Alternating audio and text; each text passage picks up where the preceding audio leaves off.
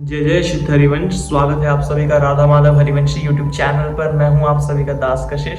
तो काफ़ी सारे भक्तों का प्रश्न उठता है कि हम पूज्य महाराज से एकांतिक वार्तालाप में किस प्रकार मिल सकते हैं, हम अपने मन का समाधान महाराज से कैसे कर सकते हैं। तो इसका एक सीधा सा उत्तर मैं आपको इस वीडियो के माध्यम से देना चाहूँगा। तो कृपया करके इस वीडियो को पूरी देखिएगा, तो आपको भी पता लग जाएगा कि एकांतिक वार्तालाप में किस प्रकार जाया जाता है और पूज्य महाराज से किस प्रकार हम मिल सकते हैं, उनसे वार्तालाप कर सकते हैं। तो चलिए अब हम इस वीडियो की शुरुआत करते हैं। श्री हरिवंश। तो सबसे पहले हम इस बारे में बात करेंगे कौन कौन लोग पूज्य महाराज जी से मिल सकते हैं। तो महाराज जी से मिलने के लिए सबसे पहले हमें कोई ऐसा आवश्यक प्रश्न होना चाहिए जो हमारे भागवतिक प्रश्न हो, जैसा कि भागवतिक प्रश्न हो और हमारे परमार्थ में चलने पे हमें कोई परेशानी आ रही हो, या फिर हमारे नाम जाप से रिलेटेड कोई परेशानी आ रही हो। मतलब सीधा इसका यही उत्तर है कि हमें कोई भागवतिक प्रश्न ही महाराज जी से पूछना है। तो आपका कोई संसारिक प्रश्न नहीं होना चाहिए कि हमें आशीर्वाद दे दीजिए या फिर कृपा कीजिए। तो महाराज जी की कृपा तो सबके ऊपर है, ऐसा प्रश्न एकांतिक वार्तालाप में नहीं लिया जाएगा।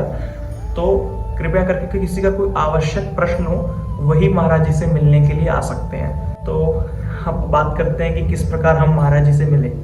तो महाराज जी से मिलने के लिए हमें एकांतिक वार्तालाप के लिए एक दिन पहले टोकन लेना पड़ता है। तो टोकन लेने के लिए क्या टाइमिंग रहती है और टोकन लेने के लिए हमें कहाँ मिलना होता है और किससे मिलना होता है, तो हम इस बारे में बात करते हैं। और टोकन लेने के लिए हमें सबसे पहले तो श्री राधा केली कुंज की गली में आना पड़ेगा, और वो भी सुबह 9 बजे जब पूज्य महाराज जी चले जाते हैं। तो पूज्य महाराज जी के जाने के बाद 2 संत भगवान केली कुंज के गेट पर आते हैं और वही टोकन देते हैं। और पहले आपसे वो पूछेंगे कि क्यों आपसे मिलना है, क्यों महाराज जी से मिलना है आपको, और क्या प्रश्न है। तो आप सब वार्ता उनसे कर लीजिएगा। तो अगर लाडली जी की कृपा हुई तो आपको टोकन मिल जाएगा।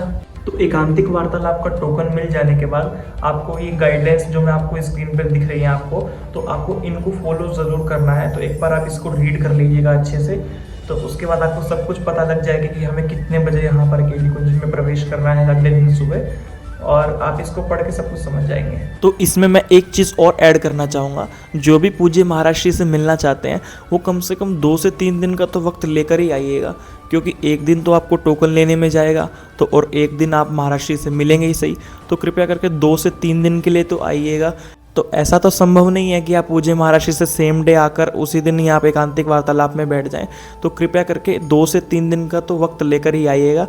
बाकी श्री जी सब करवा ही लेंगी, तो चिंता की तो क्या बात है। तो बड़ी कृपा है श्री जी की आप सब जन पर, जो आपके अंदर पूज्य महाराज जी से मिलने की उत्कंठा जागी है।